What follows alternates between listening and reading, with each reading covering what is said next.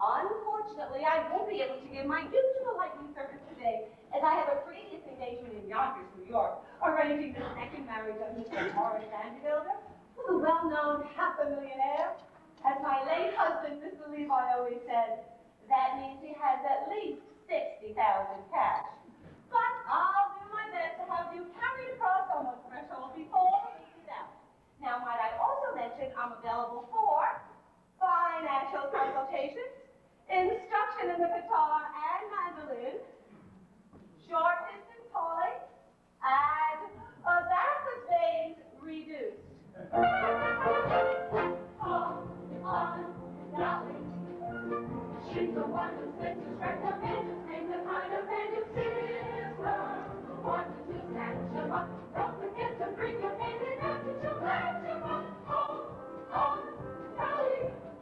Mrs. Levi. Oh, Mr. Carefully honest. Oh, you know, I'm something of an artist myself. I do those silhouettes with black paper. Levi, do you Yonkers Street in 5 minutes. And if we don't get there on time, there won't be another one for a piece. Oh, we will, Mr. Kemper.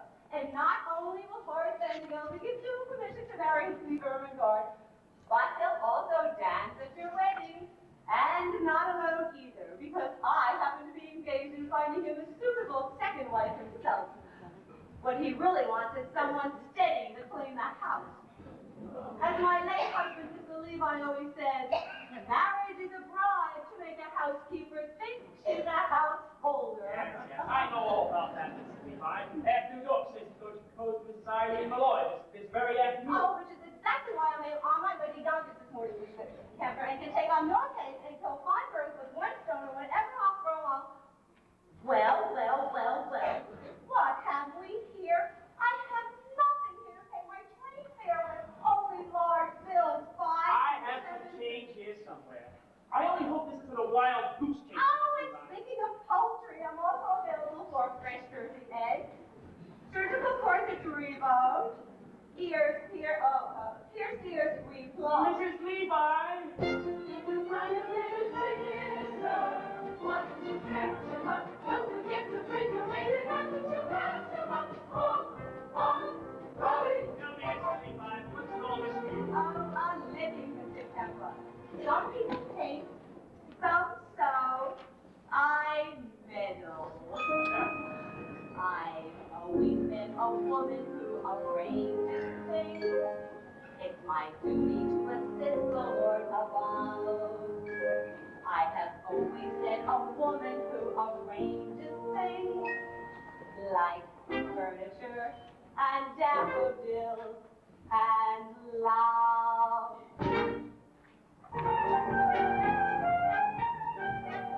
When I'm visiting a timid town, I meet a girl with a diffident air.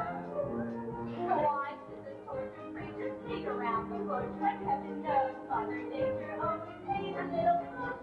So I put my hand in there. I put my hand when a girl who is 6'3"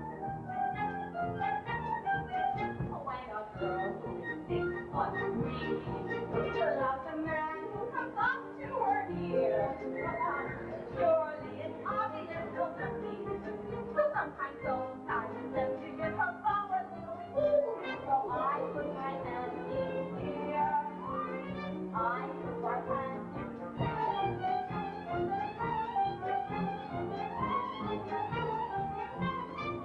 have always been a woman who arranges things for the pleasure and the profit it derives. I have always been a woman who arranges things like luncheon parties, poker games, and the like. My aplomb and cosmetic art turned a front to attract Lady Fair. She had a countenance a little bit like Scrooge, but oh, today, when I thought herself was like Scrooge, so I put my hand in there.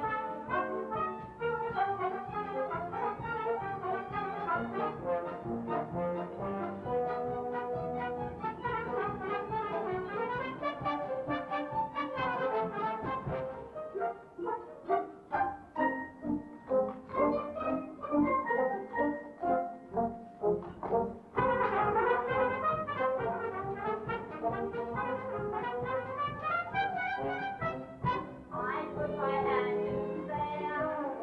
I touch a little, stir a little, skim a little, purr a little, shake a little, mold a little, suck my jacket, toast a little. When I get my kiss a little, work my heart and kiss a little, burn a little, that's your own contract.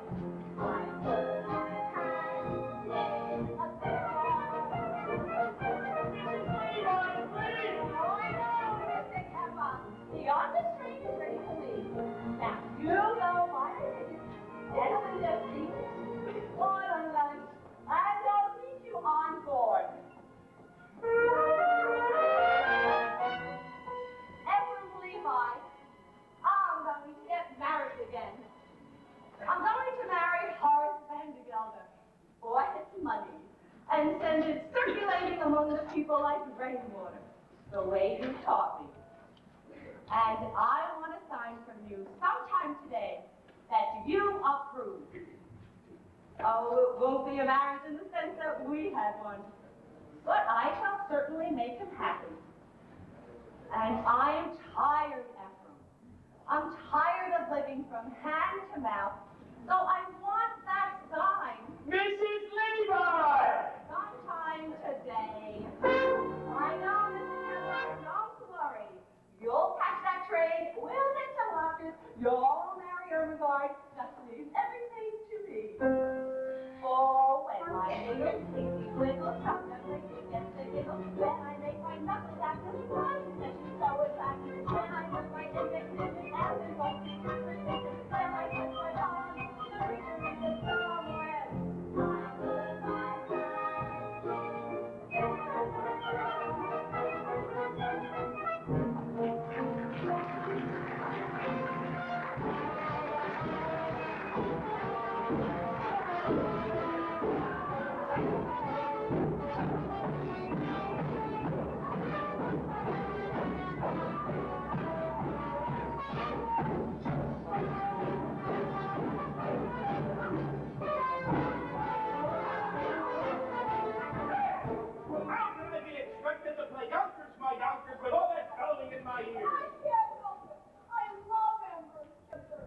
You're too young to be in love with anyone. Here, take this. I'm not too young.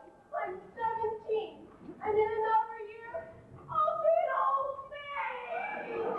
Well, I forbid it. There to be an old thing, Ermengarde, and I'll cut you off without a cent. And don't cry in the front of the store. I can't help it. I'm unhappy. Well, then by thunder, you'll be unhappy in New York, but it won't matter. Now go upstairs and start packing your trunk.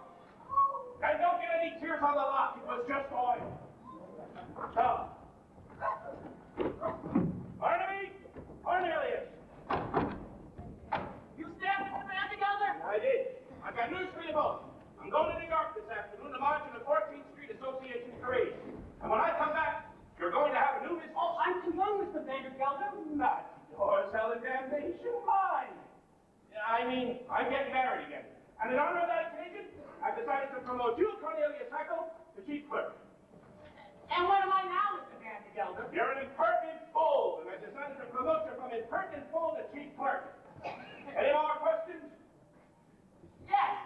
What? The chief clerk at one evening awful week. So, that's how you thank me for your promotion, is it? Well, no, sir. You'll attend to the store as usual, and I'll get back to work, both of you. And don't forget to put a lid on the cheap gift. Marrying artists, evenings off, foolishness. 99% of the people in the world are fools, and the rest of us are in great danger of contamination. Well, I was young once, which was foolish. And then I got married, which was foolish. And then I grew older. God, that was sensible of me. And became rich, friendless, and mean. We're young, that's about as far as you can go. Oh, I know what you're wondering out there. Why a man of such good sense would do anything as foolish as getting married again? Well, that answer is simple. This house without a woman is like an empty shell, and pretty dirty, too. It takes a woman all powdered and pink to joyously clean out the drain and the sink. And it takes a female for setting the table and cleaning the gurney and cleaning the stable. Yes, it takes a woman, a dainty woman, a sweetheart of his earth for wife. Oh, yes, it takes a woman, a fragile woman, to bring you the sweet things in life. The fair young maiden who's constantly there, for washing and gluing and chewing the mare. And it takes a female for setting the table and cleaning the Guernsey and cleaning the stable. Yes, it takes a woman, a dainty woman, a sweetheart of the grace of white. Oh, yes, it takes a woman, a fragile woman, to bring you the sweet things in life. And so you are until infinity. It is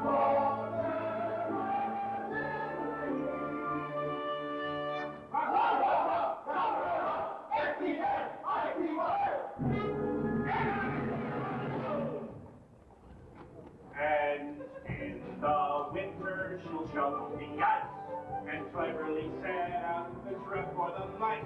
She's a joy, a treasure, for practically speaking, to whom you can turn to when the plumbing is leaking. That dainty woman, that fragile woman, that sweetheart, that mistress, that wife. Oh yes, it takes a woman, A husky woman, to bring you the sweet things in life. Oh, yes, it takes a woman, a dainty woman, a sweetheart, a mistress, a wife. Oh, yes, it takes a woman, a fragile woman, to bring you the sweet things in life.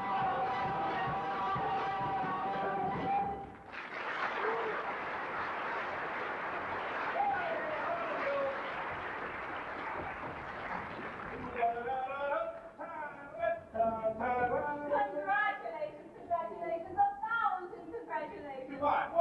Congratulations, Mr. Vandergelder. All New York is buzzing with the news that you practically proposed to Irene Molloy. The streets are lined with eligible young ladies, prostrate with grief. All my congratulations and sympathy. Sympathy? Oh, did I say that? Your tongue, that's all. No, I'm delighted with the happy news. After all, she wasn't easy to unload. Well, by that I mean, you know what people say, although I, for one, never believe the rumors. Oh, no, I did not for one. Rumors? What rumors? Oh, nothing to get upset about, Mr. Vandergelder. According to all known facts, her first husband has gone quite naturally. It's just that he went so suddenly. A few spoons of chowder she made special for him and oh, but it could happen to anyone. Oh, no, there's no truth in it. Just a few words of advice. Eat out. Now, hold on, Mrs. Levi. You need to tell me that. I need to tell you nothing, Mr. Vandergelder. Just friendly advice. Keep away from the chowder. By the way, she's ordered her wedding gown. Oh, it's beautiful. You should see it. Black. Well, as I was saying, congratulations on your forthcoming nuptials, and may you rest in, may guardian angels, particularly at dinner. Now, see here, Mrs. Levi. Rumors or not, I still intend on paying a call to Mrs. Malloy this afternoon as arranged. Well, then there's nothing else for me to do, Mr. Vanderbilt, but to go back to New York and tell the other girl, the heiress, not to raise. Whoa, what did you say? Oh, nothing, no word. Heiress. Particulars, Mrs. Levi. I demand particulars. Her name. Her name. Oh, her name, Money. Ernestina Money. Oh, what a lovely name. Picture, if you will. Hair as shiny as a newly minted dime. Eyes as big, round, silver dollars. Skin as soft and mossy as an old green Oh, I can feel her now. Age 19. Ooh. Weight 102. Ah. Weight 47. Weight 47? Oh, that's the money belt. I can arrange for you to meet this Ernestina this very afternoon. Oh, I ain't got time. I've got to go take my niece Ermengarde to New York until she forgets a certain Ambrose temper. Oh, I can do that for you, Mr. Vandergelder. I know just how to handle such things. Yeah, and then I'll march into the 14th Street Association parade. Oh, what an amazing coincidence. Guess who's been chosen to ride on the main float? Spirit of 14th Street? Miss Money. Her mother was a cash, you know. All right, Mrs. Levi, I'll meet Miss Money at the parade. But first I must pay a call on Mrs. Malloy. Oh dear, what races you make me run. Well, very well, Mr. Vandergelder. I'll meet you on that bench in front of Mrs. Malloy's hat shop at 2:30 as usual. Oh, one more thing. Suppose I decide against Mrs. Malloy, and I don't like Miss Money either. Oh, then I happen to have one more name on my list. A name I know as well as my own. But we won't get into that now. That'll come up all by itself in good time. Don't you worry about that. But wait till you see Ernestina Horace. a vision. It takes a woman all powdered and pink to joyously clean out the drain in the sink. And it takes an angel with long golden lashes and soft drenched fingers for dumping the ashes.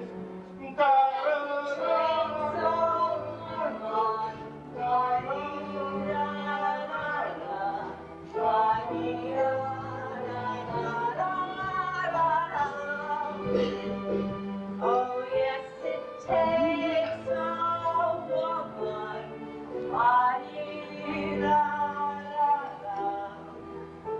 You know, Ephraim, I think I'm going to have that room done over in blue wallpaper. Oh, yes, in blue. Ambrose, Ermengarde, come on out here. We've got plans to make. I can't believe it. Promoted from chief clerk to chief clerk. And if I'm really good, in 10 years, maybe I'll be promoted to chief clerk again. I'm 33 years old and I still don't get an evening off yet. Where am I gonna live? You live on holidays, Cornelius. Did you forget what happened last Christmas? Those canned tomatoes went rotten and exploded. We spent the whole day cleaning it up. You call that living? No. Barnaby, we're gonna go to New York. You need close the store? Uh-huh. Oh, you can't do that, Cornelius. We'll have to. Some more rotten tomato cans are gonna explode. The boosters up. How do you know? Because I'm gonna put this candle under them. That's how I know. It'll make such a stink we'll close the store down for 24 hours. That'll give us an evening off. New York, Barnaby, we're going to New York and we're gonna live. We're gonna have a good meal. We're gonna spend our money. We're gonna get in danger. We're gonna get arrested. Holy boosters! We're not coming back till we both kiss the girl. Oh, you can't do that, Cornelius. You don't know any girls. Barnaby, I'm 33 years old. I gotta begin sometime. I'm only 22, Cornelius. I got more time than you. New York, Barnaby. The lights of Broadway. Elevated trains. Oh, the stuffed whale at Barnum's Museum. A stuffed whale? A stuffed whale! What do you say, Barnaby? Yes, Cornelius! Yes, come on! Now, the first thing we have to do is make you financially independent. I know. I'll find you a job. Can you dance? I am an artist, Mrs. Levi. I hate it. Then my God. Mrs. Dolly Levi. Painters taught how to dance. Now, there's a man, Rudolph Reisenfeather, at the Harmonia Gardens restaurant on 14th Street. I'll give you a note for him, and we can see if he can have you entered in the poker contest tonight. The prize is a week's engagement for two and a solid gold cup. Oh, the cups we won, Ephraim and me. Now, hold on there, Mrs. Levi. No fiancé of mine is going to step foot in the cafe. Oh.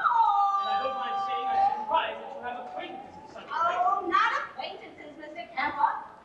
Friends. Oh, dear, dear friends from days gone by. Why, my late husband, Ephraim Levi, believed in life and any place you could find it. Cafes, ballrooms, yes, even theaters. Why, even when times were bad, every Saturday night like clockwork, down those stairs at the Harmonia Gardens restaurant we came, Ephraim and me. Yes, well, it's all very nice to come down like clockwork, Mrs. Levi. Don't ask the Ermengarde to work there. Oh, that's the only way to show Horace Vanderbilt that we mean business. Now, you go to the Harmonia Gardens restaurant and tell them Mrs. Levi sent you. And by the way, tell them that Dolly's coming back. And I want a table for two and a chicken for 8 o'clock tonight. The bottom row looks all right, Cornelius. Hold the candle close to the ones on top. Gee, not that close! The wall swung up like a ready to burst!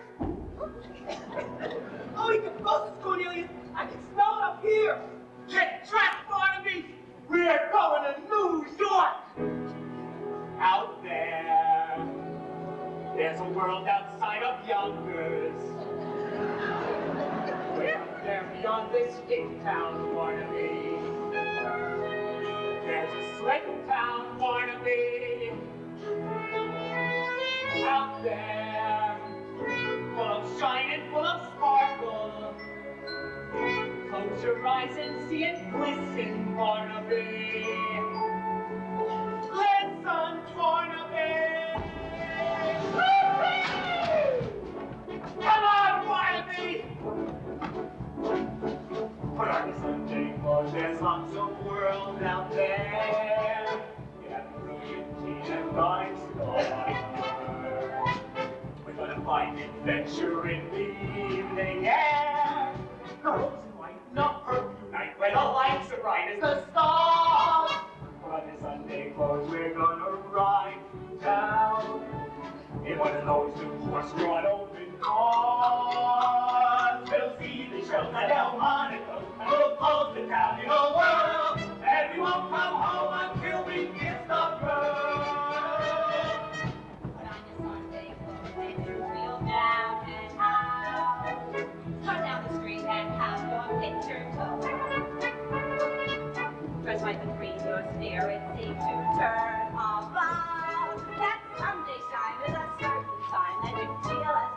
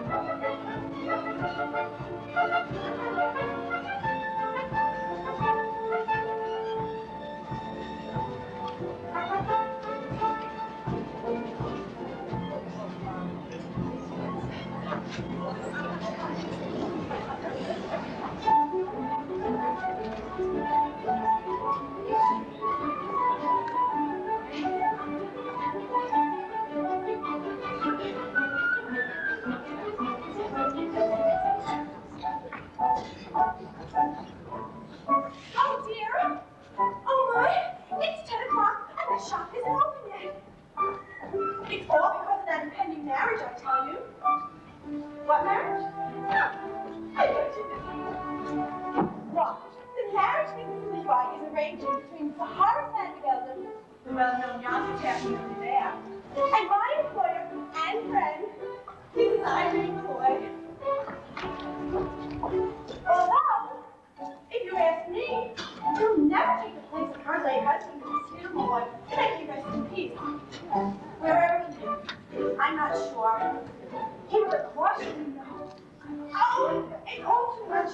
But with the late husband and the new marriages, and on top of everything else, Mrs. Mortimer.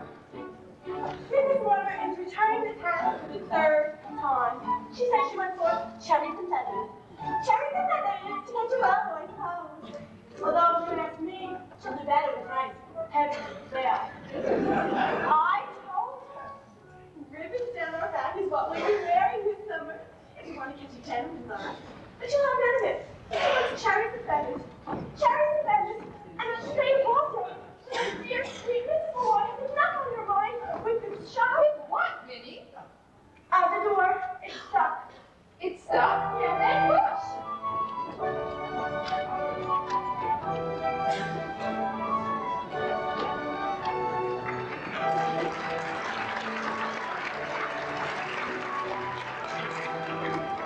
And as I was saying, Mrs. Boy, I could bite out my tongue for the things I said and the things I'm going to say.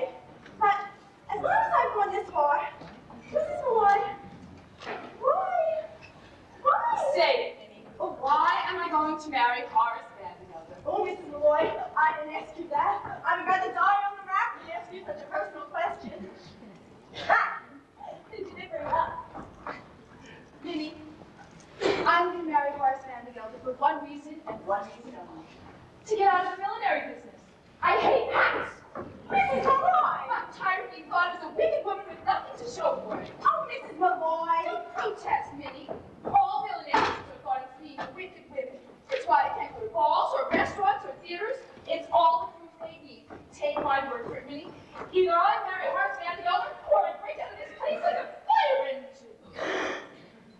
Not Miss Mortimer again. Oh, Miss Mortimer, I'll take care of her. Leave it, Minnie. You can make another hat for Miss Mortimer if you like. Okay. I'm wearing this one myself. Mrs. Malloy, you can't. You're a widow. And the hat, well, it's provocative, that's what. Is it, Minnie? Well, who knows if I come into the shop today? And provocative may be just what I want to be. Mrs. Malloy!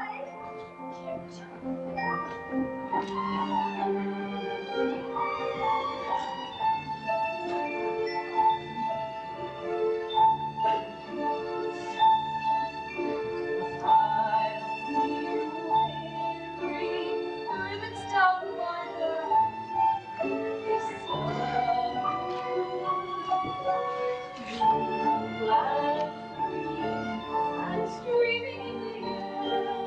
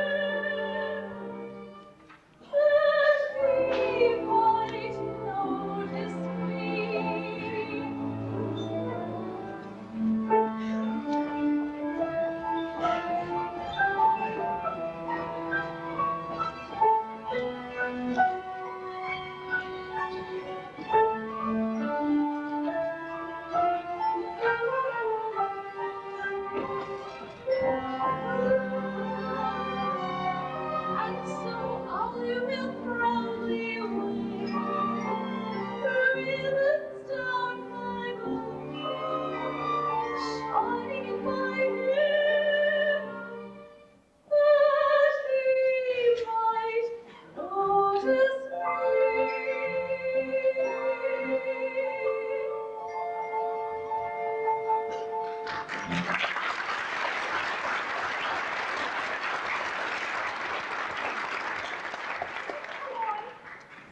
of course you couldn't drink the next place after, but I would ask it anyhow.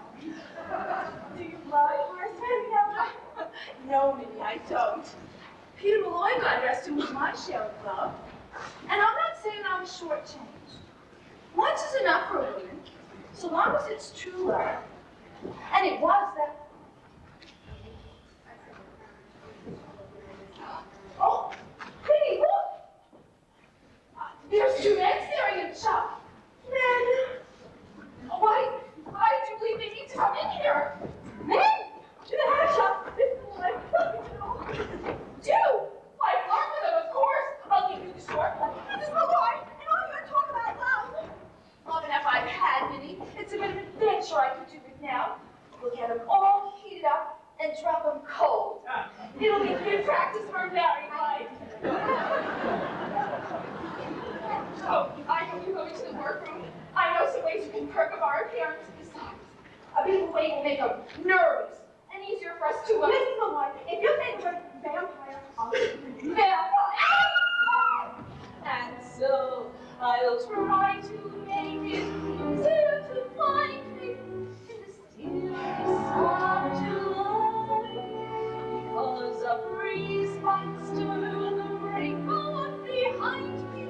I might happen to catch the gentleman's eye. Oh, Minnie, we'll get an adventure out of this yet. Pardon me, we're gonna get an adventure out of this yet. And when those... Ah! I can't believe it. We spent all day wandering around New York and nothing happens. We come here to the quietest little street. A lantern yelled there. He's still there. Go.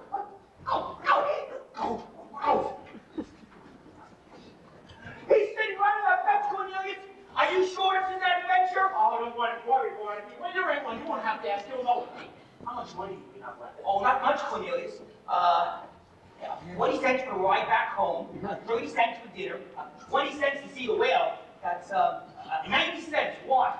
Well, perhaps the best thing to do when those two ladies come out is to pretend we're customers. Customers, that's it. And we can pretend we're rich, and we don't have to buy anything. That's it. We're two men about town looking for hats for ladies. Good afternoon, Mrs. Boy. Here, Cornelius Tucker. Here, Barnaby Tucker. Good afternoon, gentlemen. And what can I do for you? We're looking for a hat for a lady, of course. And everybody said to come in to see Mrs. Malloy because she's so pretty. Her hats are so pretty. And so reasonable, too. As reasonable as under $1, and we thought he was enough to see the whale. Yeah, pay no attention to him. He's come here all the way from Yonkers to see the whale, and he's all excited. Why don't you keep an eye out the window? Maybe you'll see it go by. Oh, is it big and black with mean little red eyes? Yes, it's sitting right in that picture up there. Excuse me, Mr. Hackle, but did you say Yonkers? Oh, yes, ma'am. Pardon me for saying so, but you should see Yonkers.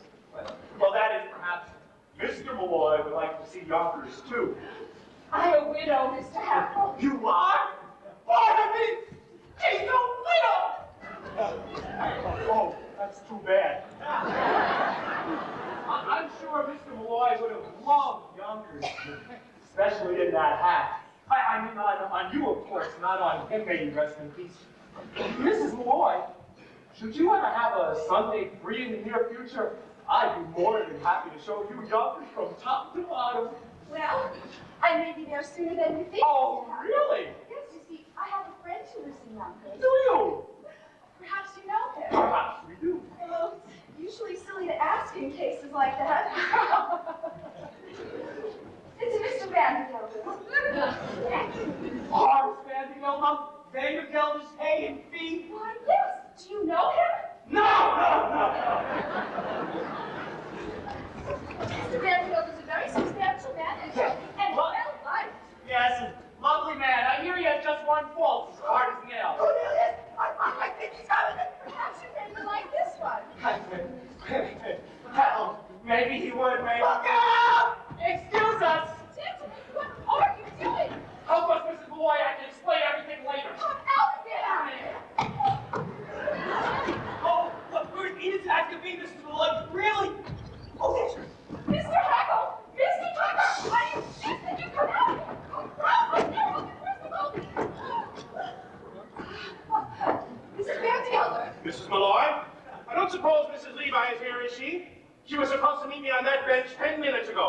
When I make an appointment, I expect people to be on time. Here, chocolate-covered peanuts, one shell. That's the expensive kind, you know. Did I just see you speaking with two men? Men? What could men be doing in a lady's hat shop, Mr. Van Gogh? Let's go each to my room. I'm just dying for you to see it. I saw it last week. So you did. So, what's new in the hay and feed business, Mr. Van Gogh? I hear you have 3 friends, all as hard as nails. What on earth are you talking about? Yonkers. I heard it's a very beautiful city. And who, may I ask, has been telling you about Yonkers? Nobody. A friend. What friend? You see, he, He? a customer, Mr. Van Gelder. Someone quite well to do, as a matter of fact. Might even know him. He was in here buying hats for ladies. Although it's usually silly to ask in cases like that. It's, Mr. Cornelius Hackle. Did you say Hackle? Why, yes. He happens to be my chief clerk, that's all. Mrs. Malloy, I demand an explanation. And I'm gonna give it to you. Why shouldn't she know Cornelius Hackle? Everybody in New York knows Cornelius Hackle. Well, he's here at the opera, in all the fashionable homes. Why, he's at the Harmonia Gardens restaurant 3 times a week. That's impossible. He's only got $146.35, and I keep it in my own safe. Oh, Mr. Bendigo, you're killing me. Oh, he's one of the Hackles. They built the canal. What canal? Theory. A boat. It ain't the same man. Who took the horses from Chickadam's carriage and hauled her through the streets? Cornelius Hackle. And who dressed up as a waiter at a fashionable Fifth Avenue hotel and dropped an oyster down Mrs. Astor's, I can't say what, but it was Cornelius. Oh, he's the playboy of New York. Why, I really don't deny it. I can tell you were taken with him just like everybody else. Dolly, what do you say? I only made a mistake. Excuse me? Of course. Hold your tight.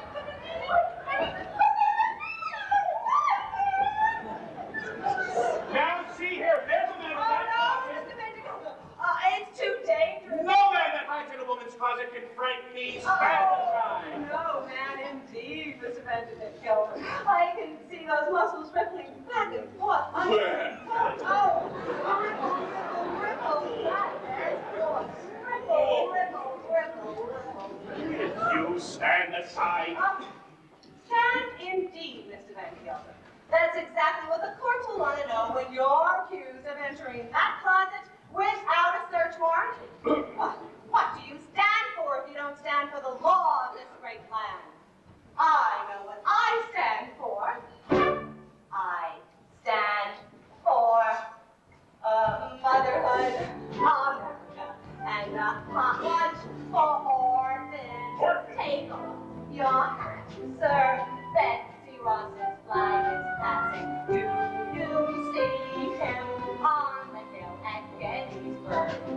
Meet that great triumphal arch.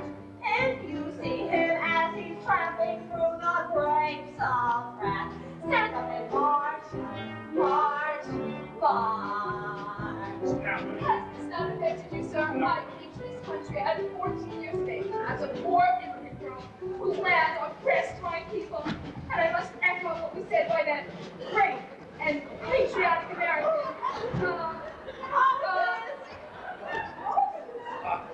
I stand for the motherhood of America and once more oarsmen take off your hats.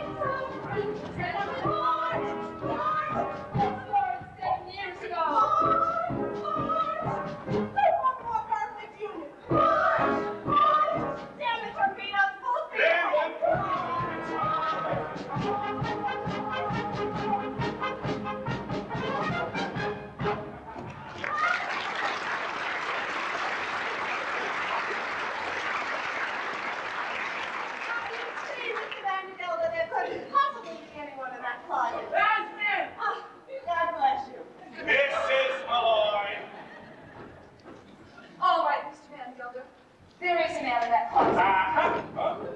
And another one under that table. What the devil? There also happens to be a very simple explanation. But for the moment, good afternoon. Oh, good Lord, the whole room is crawling with men. I'll never get over it. Oh, Mr. Van Gelder, I take it I'll see you this afternoon as arranged. You certainly will, with a certain young lady on a float at the end of the parade. Good day, Mrs. Malloy.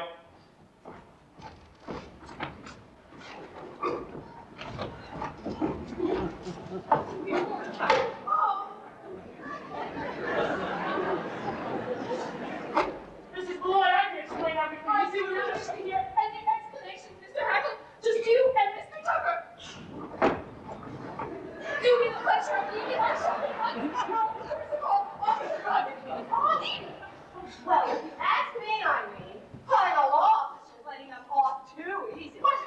The law courts, that's where they belong. Now, I've been adding up the offenses these two have committed, and believe me, you have grounds for at least 2 writs. A non-compos mentis and a garnishee. Now, the first thing to do is to show that you've tried to settle this amicably. Have dinner with them. Dinner! Yes, is that absolutely necessary trouble? That's the way things are done in the law, Irene. Dinner first, garnishee afterwards. Very well. If it must be. Mr. Hackle, Mr. Tucker, you may take Miss May and myself to dinner. Oh, Mrs. Malloy, I'd be delighted to take you to dinner. And I know I speak for both of us. Now, I know this wonderful restaurant down by the railway station. Oh, no, Mr. Hackle. If Harmonium Gardens is good enough for your fashionable friends, it's good enough for us. They say they have a lovely orchestra there now. We couldn't go there. I mean, it isn't the money or anything. It's the it's the well. It's the well. No, it's not the well. It's the dancing. Yeah, it's the dancing. You see, they have dancing in places like that, exhibitions and even contests. And I don't dance, and it would take me weeks, months, years to learn how to. This is Dolly Levi, 33-year-old clerk, taught how to dance. Now it's simple, Mr. Hackle. You put one arm here and one arm here and da-dee-da-da-da. No, you say have absolutely no sense of rhythm. Oh, absolutely no sense of rhythm was one of the primary requirements of learning by the Dolly Levi method. Now, just give me 5 minutes of your time, Mr. Hackle, and I'll have you dancing in the streets. Now it's simple. Let's start with lesson 7, the waltz picture. And right step touch, left step touch, underback around touch, over out, release, unfurl, back around, release and out. Oh, that's wonderful, Mr. Hackle. And I think of all the wonderful little fine pivot in your arms. Let's go back to lesson 1. Put your hand on her waist and stand. With her right in your left hand. And 1, 2, 3, 1, 2, 3, 1, 2, 3. Look, I'm dancing! Well, I won! Of course you want to stay. Someone whose arms you're in. Hold on to her tight and spin. And 1, 2, 3, 1, 2, 3, 1, 2, 3. Wow! I'm dancing! And turn around quick, float through the air. Can't you be a little more athletic? Don't you think my dancing has a polish and a flair? Oh, the word I think I use is athletic. Well, my heart is about to burst. My head is about to pop.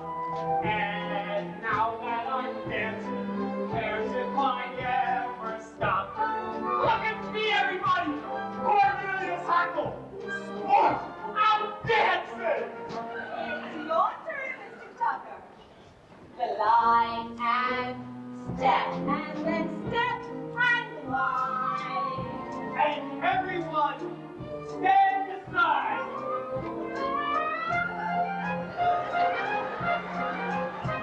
He's dancing.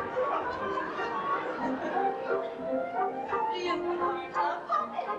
are doing yourself on a tango with passion seething. I might join the chorus of the Tasmanian show. Whatever you do, but not say keep breathing. But my body's about to burst. My head is about to pop. And now that we're dancing, who cares if we ever stop?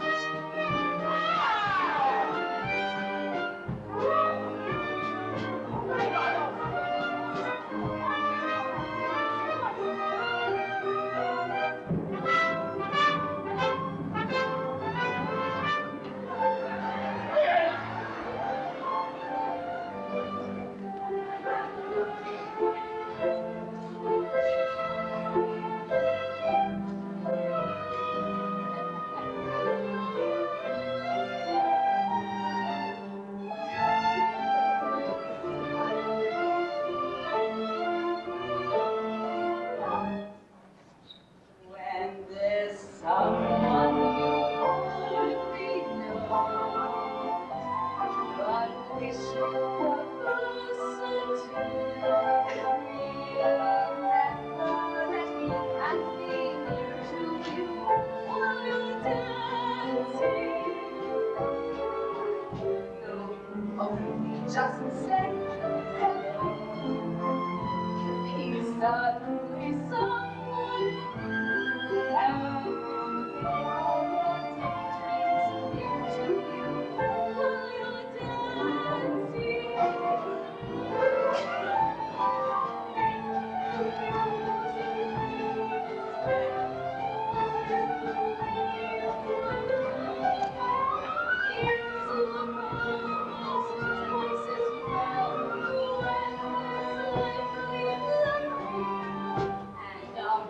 and around you go. Your spirit will hit the top. And now that we're dancing, there will be ever stop.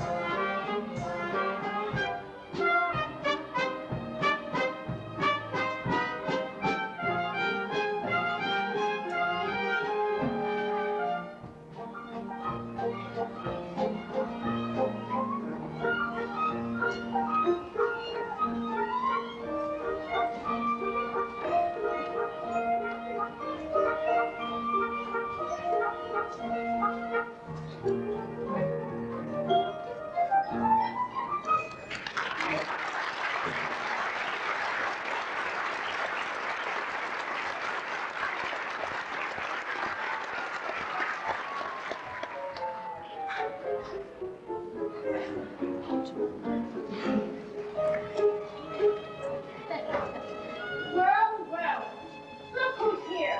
Mrs. Rose. Mrs. Levi. How are you, Mrs. Levi? How are you, Mrs. Rose? The same. Pains in my back. Aches in my side.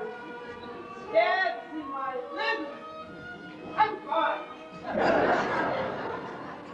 My daughter Fanny got married, you know. What did she? A year ago last September. Mrs. Levi, it's been such a long time since you've lived here. Such a long, long time.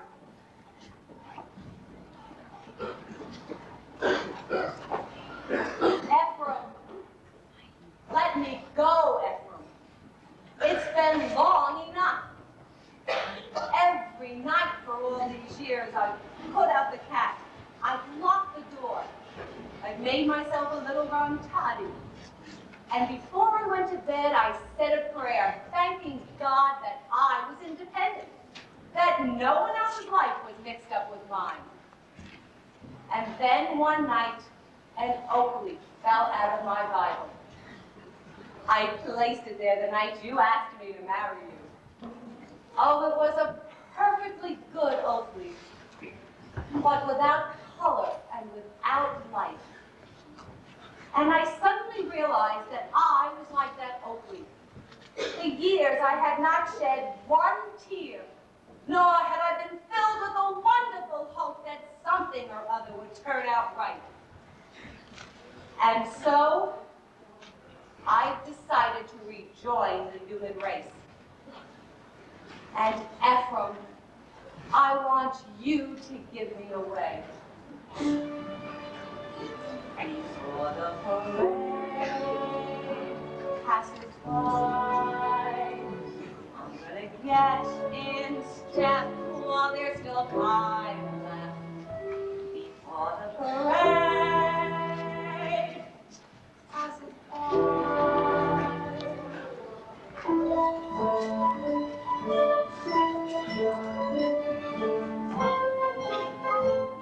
Mrs. Levi, come along. Cornelius is taking us to the 14th Street Parade. Everyone will be there. Why, Irene, you're crying. Oh, darling, the world is full of wonderful things. Come with us, darling. Come with us. I will, Irene.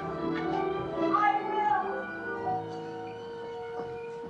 Before the parade passes by, I'm gonna get some light back into my life. Before the parade passes by, I'm gonna go and taste Saturday's night. Look at that crowd over there. I can hear them singing. But with the rest of them and the next of them, I can hold my head up high. For I gotta roll again, I gotta drive again. I'm gonna feel my heart coming alive again before the parade.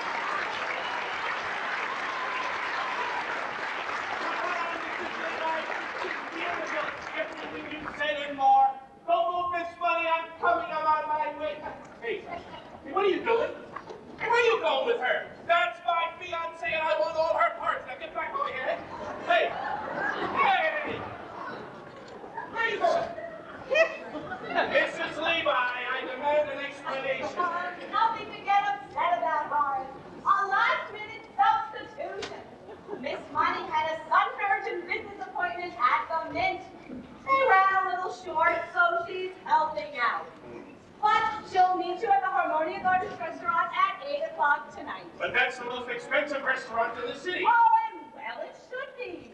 What food? And the fastest waiters in New York. By the way, I might be a little late, so Miss Bunny will meet you in front of the restaurant. Oh, wait till you see her horrors. All in buttercup yellow, with baby pink shoes, and singing an old-fashioned tune. Yes, sweet Rosie O'Grady. Oh, you couldn't miss her if you tried. All right, Mrs. Levi. I'll meet Miss Bunny in the Harmonia Gardens, but only because I've already paid for the introduction, and I might as well get my money's worth. But from now on, you are hereby discharged as my marriage broker. Do you hear me, Dolly? From now on, you're just a woman like anyone else. Hey, why is this thing moving?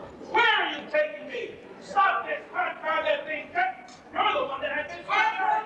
As good as mine. I'm gonna raise the roof. I'm gonna carry on. Give me an all-star. Give me an overtime.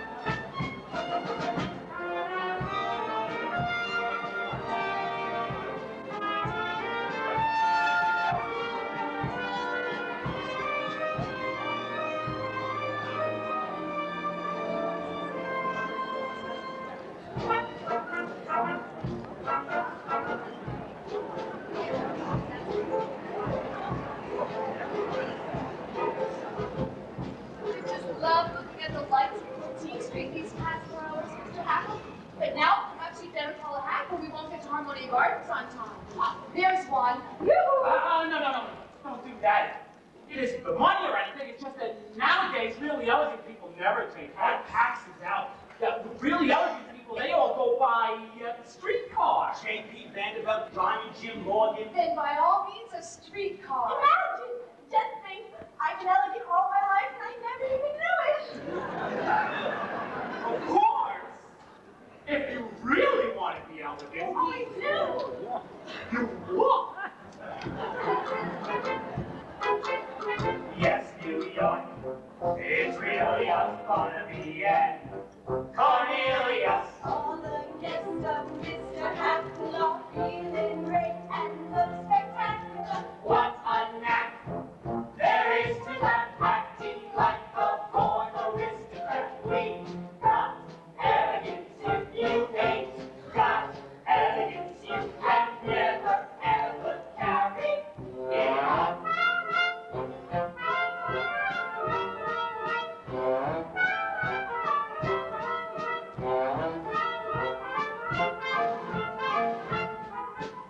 Those who are well pedigree, fame, has pedigree.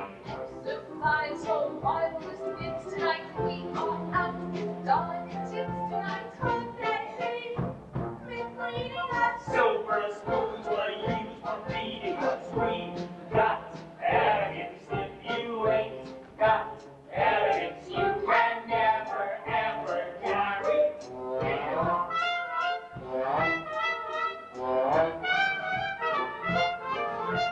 Middle class, don't speak of it, somewhat fair. We reek of it, some more born with rags and patches, but we use dollar bills for matches and J.P. Morgan scrapes and bows to us. We got elegance, we were born with elegance. Have you noticed when I hold my cup, the saucer never moves? And the way in my family are looking good, lovely fruit. We got elegance, we got guilt in elegance, and with elegance, we'll carry it on.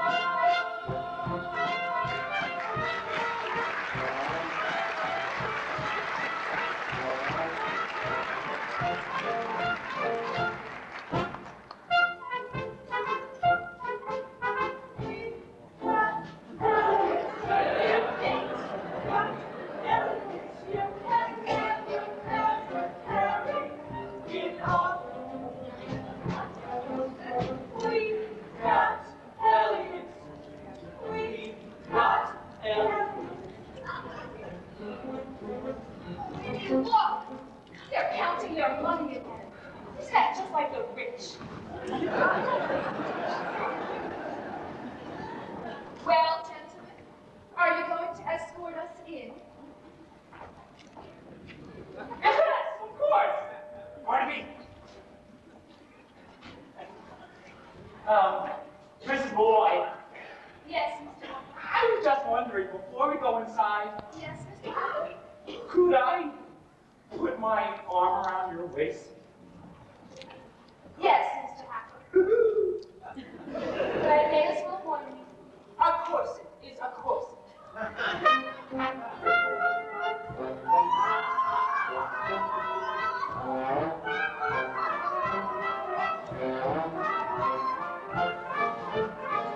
I don't want to be on the stage. I just want to get married. No, Lord.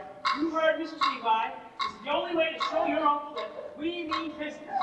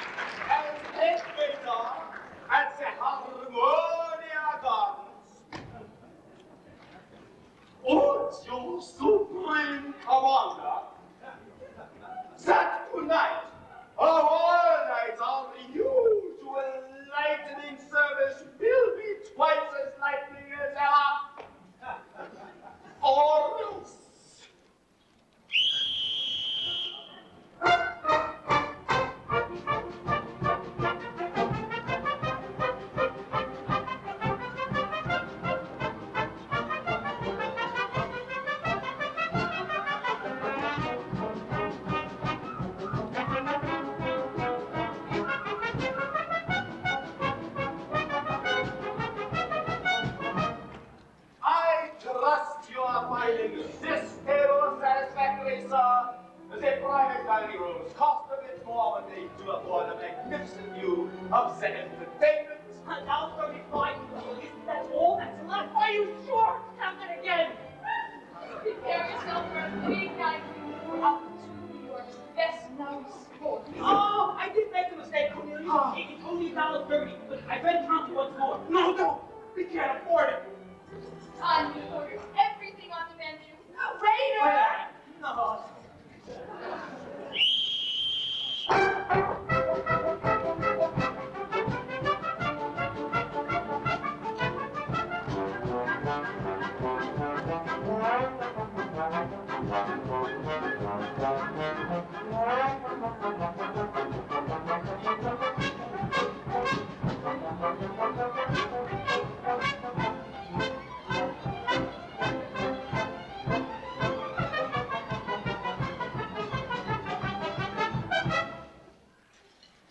I haven't told you before, sir. You will have to move.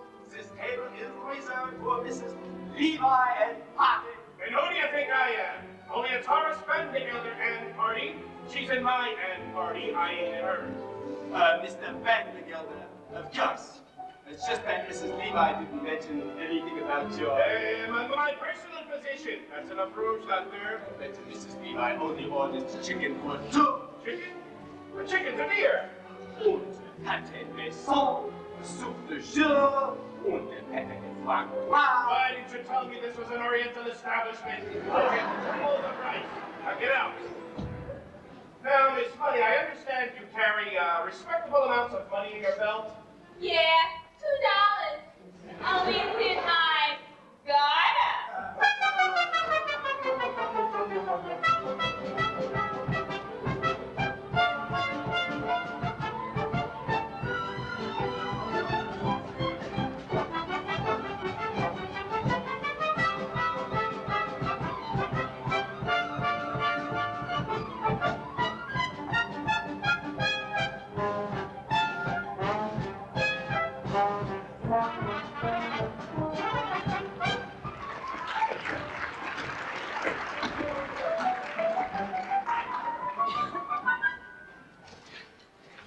Sweet of you to worry about our reputation, Cornelius, but Minnie and I don't care who sees us tonight. Well, Minnie, have you decided? Oh, I could go to anything at these prices. Oh, great rhinestones! What a sensible girl. Oh, waiter, would you bring us 4 glasses of beer, a loaf of yesterday's bread, and some cheese? Yes, geez, Cornelius, now I know how you keep New York in stitches all the time. Minnie, have you ever eaten pheasant? No. Pheasant!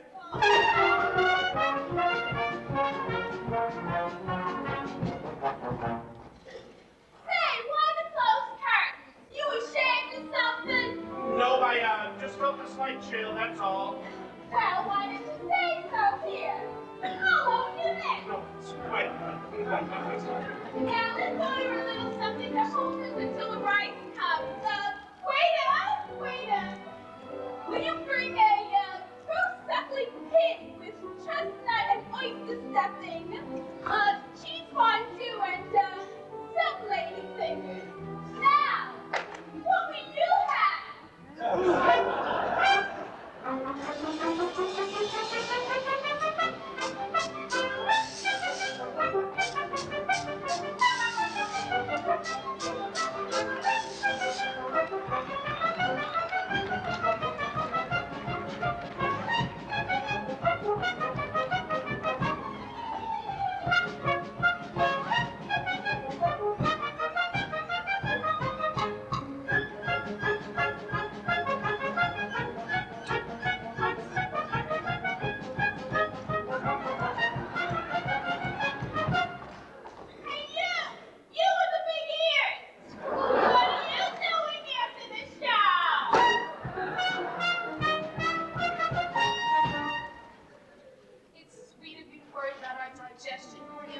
But I'm sure pheasants are fresh.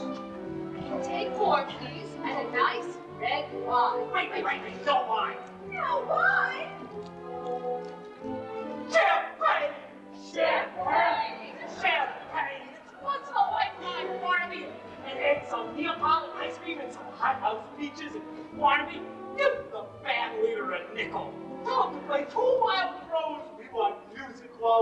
side.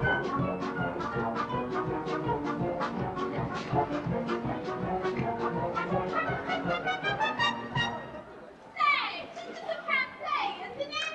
I want to dance. Standing elders do not dance. We're Presbyterian. And you can tell the band leader, will you? And tell him to play something refined. I want to do the hunting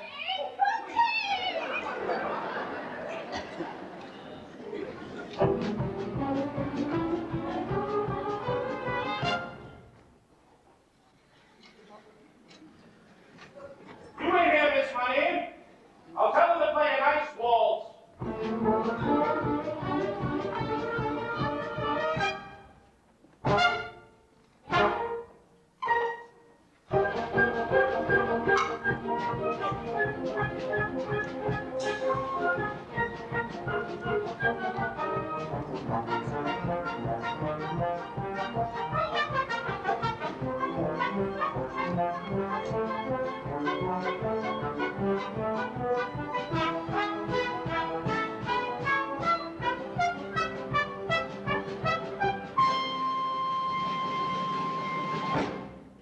Look, you. Give this to the band leader and tell him to play a nice waltz. Excuse me, will you give this to the band here and tell them? Miss Honey! Two more presents, please. Cornelia! My purse. My wife! Look, you, that's my purse. Miss Honey, get off the table. You're dancing in the stew. Oh, excuse me, sir. That's my wallet. I know it's my wallet because there's nothing in it. $1, 3 dimes, 5 pennies, and... Cornelius! He's taking 2 pheasants, 3 pheasants, 4 pheasants! Pheasants for the house! And never mind if we don't see the whale. I'll buy one of my own. Sir! Sir! What's this? Shouting? How many times have I go not to shout boy to stop? But Oh, you did, yeah. sir. The lady. One of those. What? Just as you said, sir. Are you sure what? 8 o'clock on the nose. Up pulls this huge carriage. Out is a tall lady with red hair and the biggest head I ever saw. It's she! It's Mrs. Levi! She's who's that? Who's all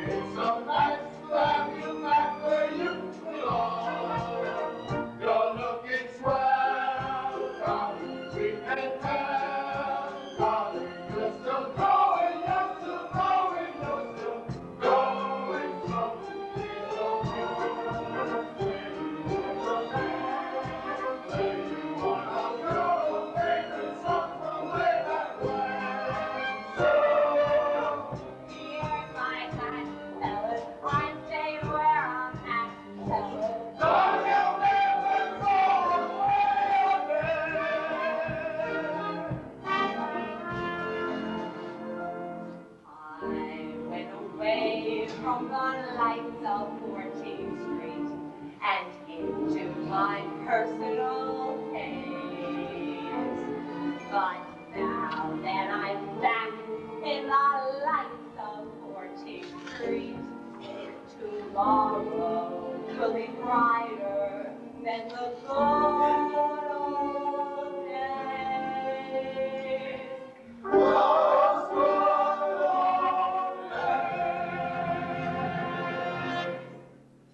Hello, Dolly. Hello, hey, Dolly. I just feel like I'm a lucky star. I'm looking great. Dad, will you lose some weight?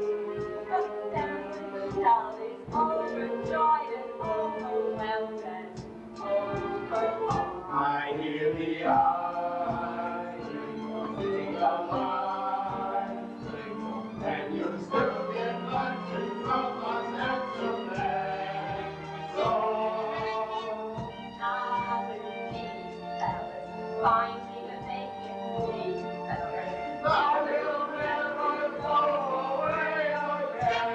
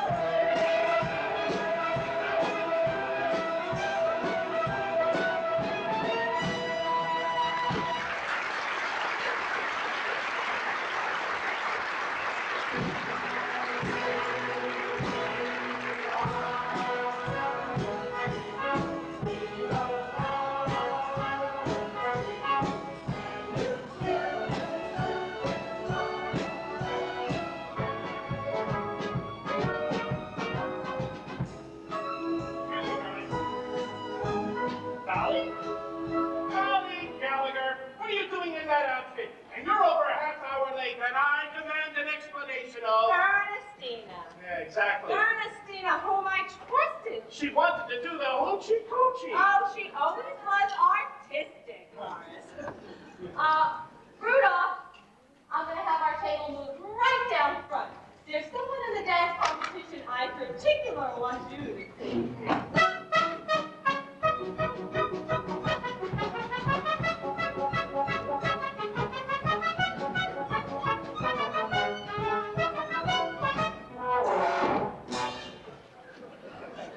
Wait, we won't say another word about it.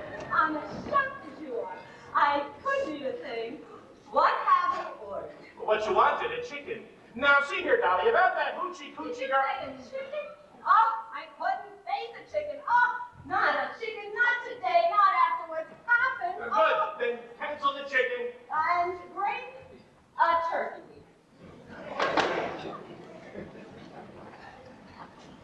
What are you doing now? Oh. Nothing. Just looking the place over. Getting acquainted with the surroundings. That's the trouble with you, Dolly. Always wanting to know everything about everyone. Always putting your nose into other people's affairs. Dolly, anyone who would marry you would get as nervous as a cat. What? What's that you're saying? I said anyone who would marry Oh, you would Horace Vanderbilt doesn't get that idea right out of your head this minute. Why, the idea of you suggesting such a thing. But I didn't mean that. I certainly do hope not. I am not some Irene Malloy whose head can be turned by a few chocolate-covered peanuts on shells. Why, I'm surprised that you even mentioned such a thing. But Mrs. Levi, you misunderstood me. I certainly do hope not. But if I had any intentions of marrying again, it would be a far more pleasure-loving man than you. However, we won't discuss it anymore. Oh, here's the waiter with our food. I'll serve Mr. Van Gelder Rudolph. Ooh. Here's some white meat for you. Oh.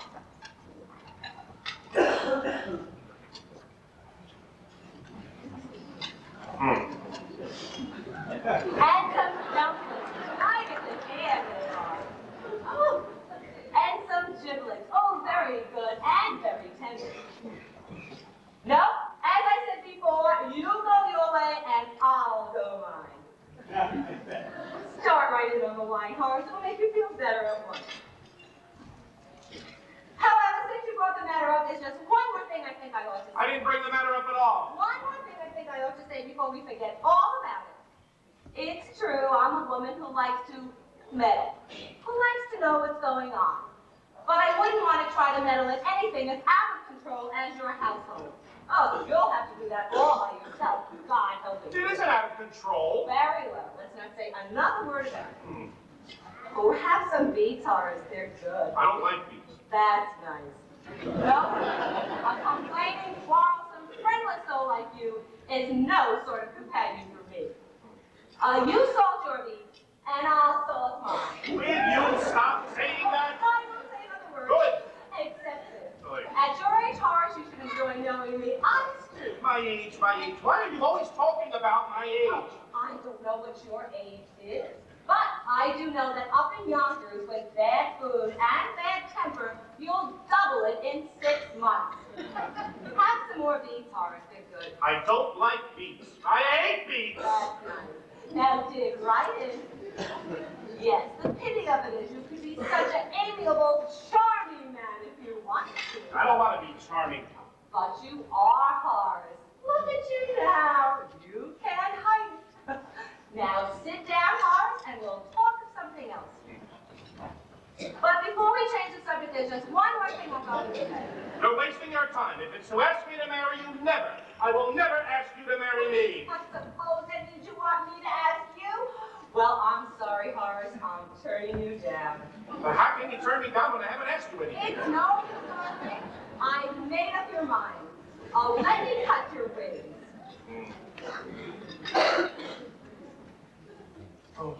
I've got a headache. I'm going back to the Oh, hotel. you can't go now. The dance competition's about to begin. Here's the money to pay for dinner. Here's... Whoa. There's only $1. 3 times a button. What is it? This isn't my purse. I've lost my purse. Barnaby, that purse you found? Impossible. I can't imagine you without your purse. It's Vanderbilt. We have to get out of What am I going to do? They don't know me here. And stop eating and drinking. I can't pay for it. Horace is the latest thing up there. Oh, and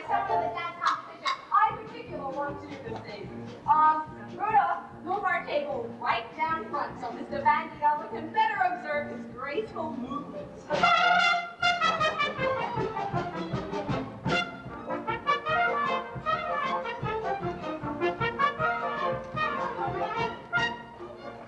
Hey, wait a minute! That man, that dancer! Oh, isn't he wonderful? With talent like that, he's sure to win the solid gold cup. And a perfectly rolling idiot. We're gonna have to get this bit, excuse me, short. Didn't he? Oh, God. Cornelius, he will be but he'll dance over out. Cornelius Hackle! Mr. Van Gelder! Barnaby Tucker! Mr. Van Gelder. Ermengarde! Dolly, what is the meaning of this? Mr. Van Gelder, I can't. I don't like your explanation. You're fired. And you're fired. And you're fired.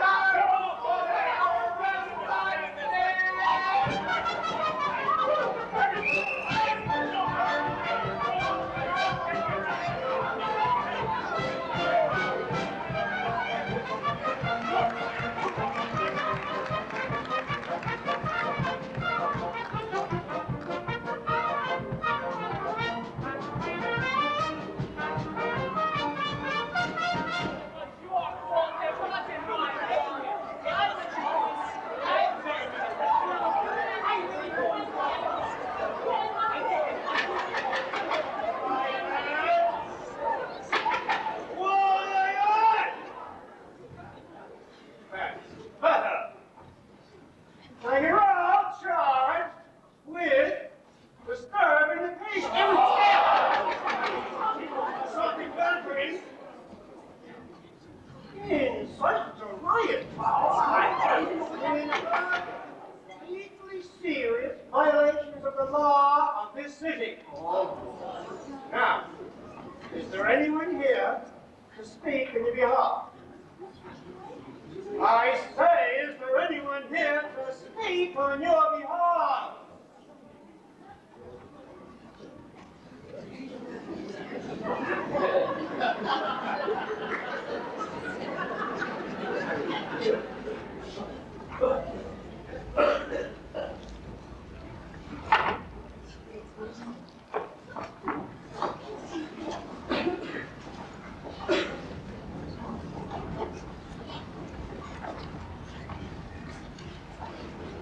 This is Dolly Levi, counsel at law. Your Honor, the defense rests. No. There's no need to call witnesses, ladies and gentlemen.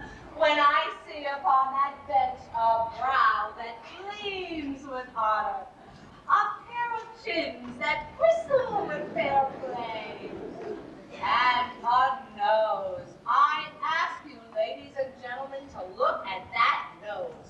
A nose that shines in the night like a flaming beacon of justice. Would you turn this way a bit, Your Honor, so we can take a better look at your beacon?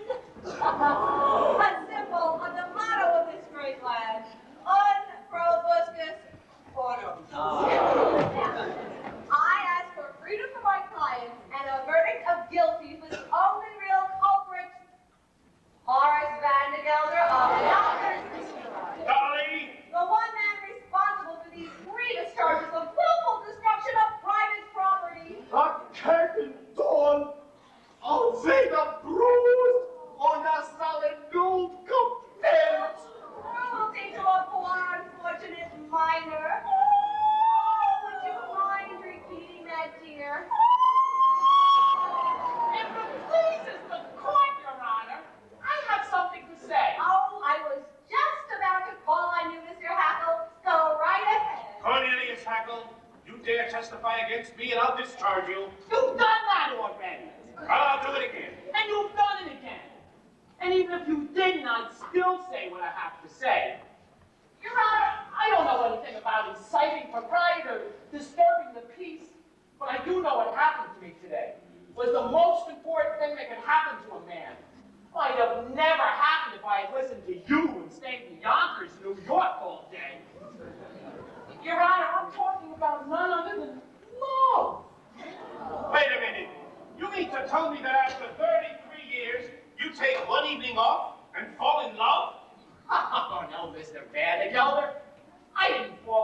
Mrs. Irene Malloy of this city in just an evening, it was much less than that. An hour, no less. What's less than a minute? A second? Less than that. A moment. That's it. Now I'm going to go real slow so you can get this all down. It all takes a moment for your eyes to meet, and then your heart knows in a moment you will never be alone again. I know.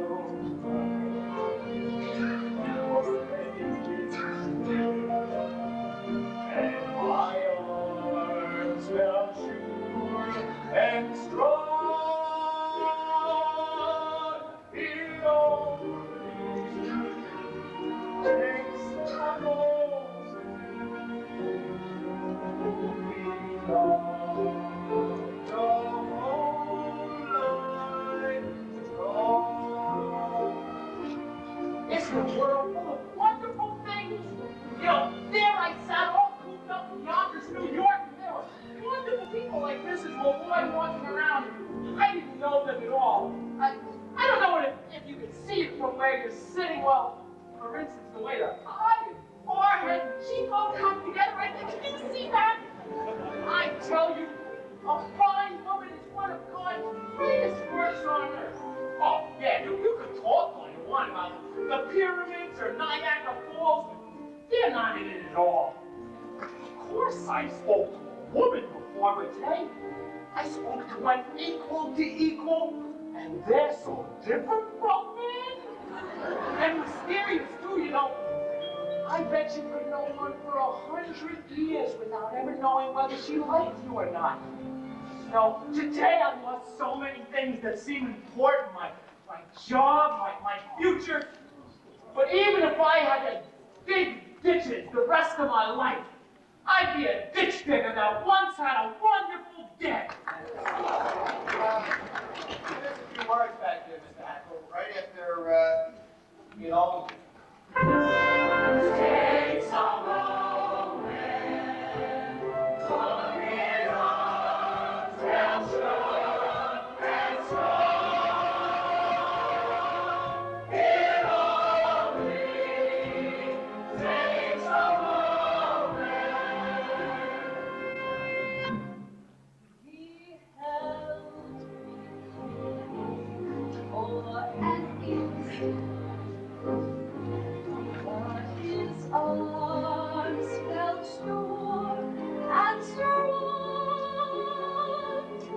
It only takes a moment to be loved a whole life long.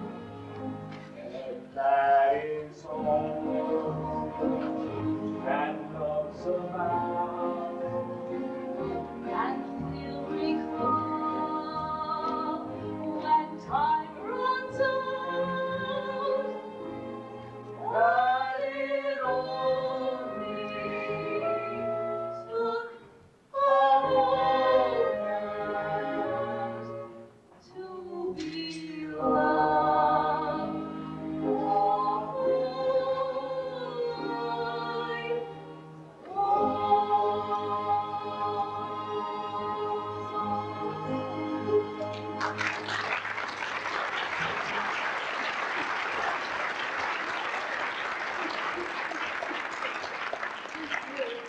Oh, this Miss Carl, except Horace Fencing out of Yonkers, New York. You're all freaked out, I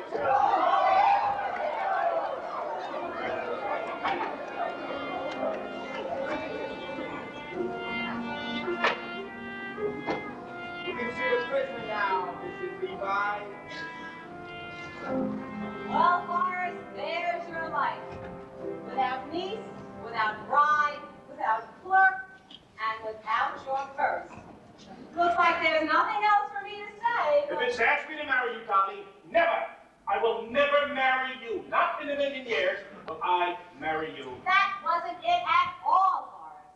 All I wanted to say was, goodbye. What? Goodbye. Now hold on. Oh, it's too late, Horace. Mine failed. And when a woman's failed, there's nothing else she can say. Please. But goodbye. Dolly. Goodbye. Goodbye.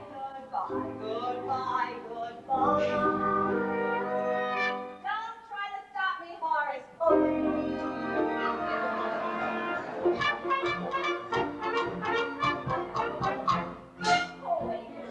And they whisper so long, dearie, you ain't gonna see me anymore. And if you discover that your nights are dreary, don't you come a-knocking on my door.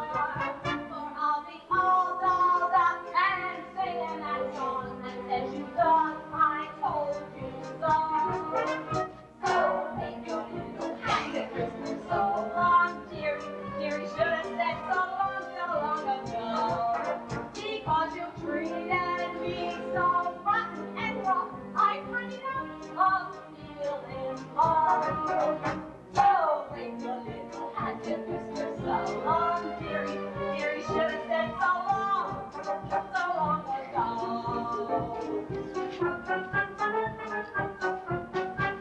For I can feel that choo-choo calling me on to a happy new address.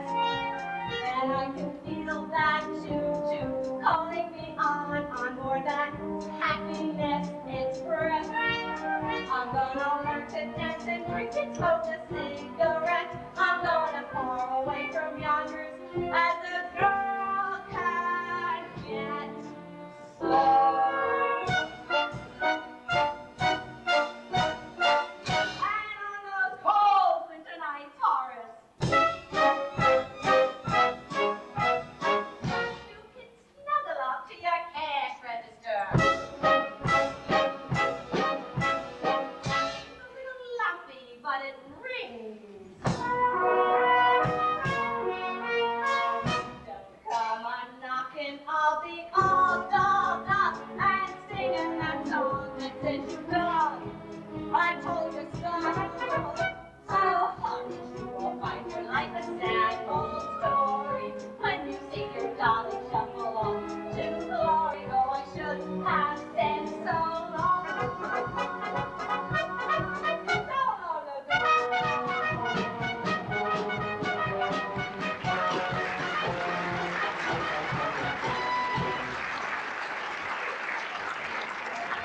And I would marry you, Dolly, if you were the last woman on earth. Not in a million years. I didn't need you before, and I don't need you now. Dolly, you go your way, and I'll go mine. Ah, Dolly. Ah. You stand, Mr. Vandergelder? What? Come crawling back for your job, hey, Mr. Hackle? No. I came back for my money. $146.35. You see, I've decided to go into business for myself. And since the only business I know is AEB, I'm going to open my own store. And Cornelius has found the perfect location, Mr. Vandergelder. Right across the street from you. So, you think you can compete with the Vandergelders, do you? Well, just try. Another one comes crawling back. What did you want? My back salary for the past 4 months, $6.12. No, sir. I'll go to the courts. I'll get my lawyer. I'll... Why, Horace Vandergelder, as I live and breathe. Don't you look handsome in that outfit? So few men nowadays have the courage to wear fawn yellow and taupe. Dolly Gallagher. Oh, I know just what you're going to say, Horace. You're not happy with Ernestina. Well, I have found you another girl, the ideal wife. But don't let me interrupt you. You were doing something. What were you doing? Getting Cornelius money, Dolly. $146. And 35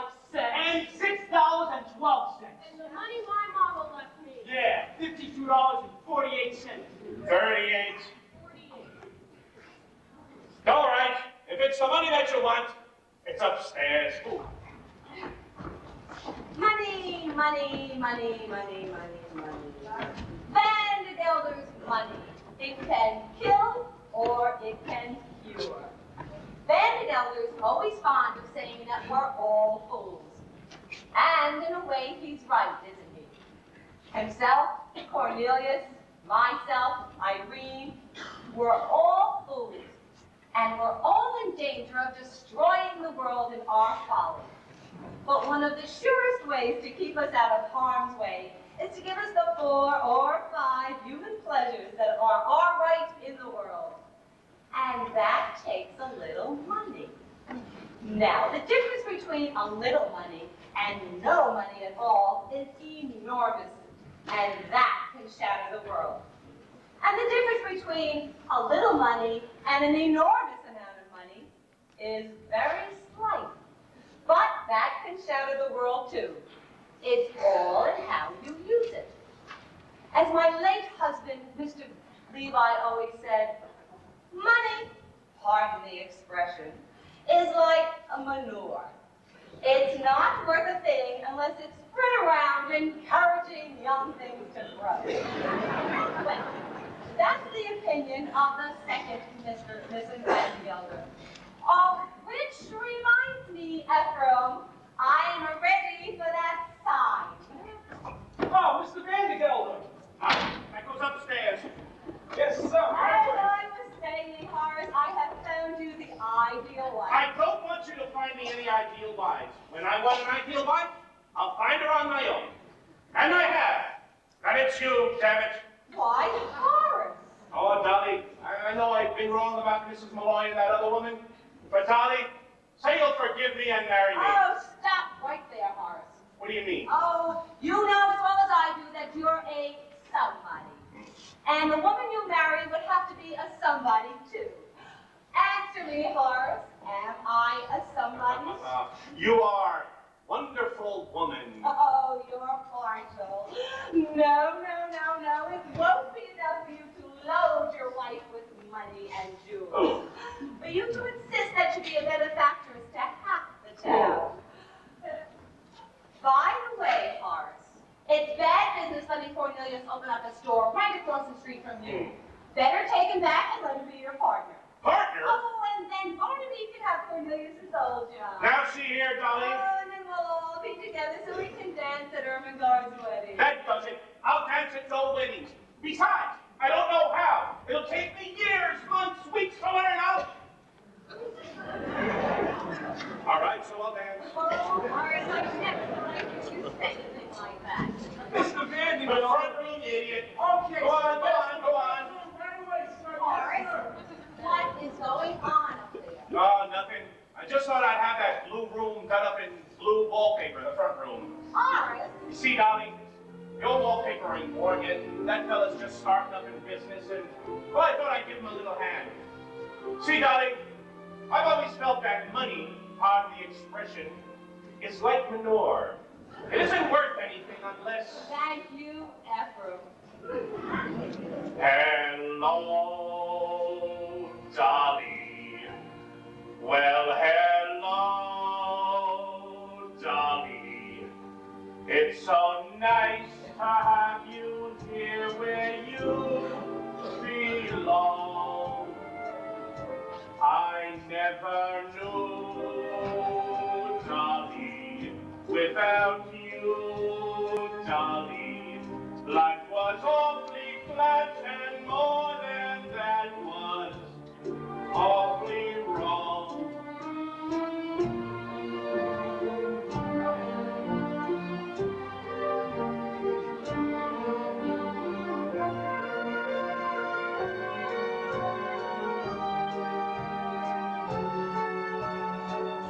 Here's my hat, Horace. I'm staying where I'm at, Horace. Dolly, I'll never go away. A wonderful woman.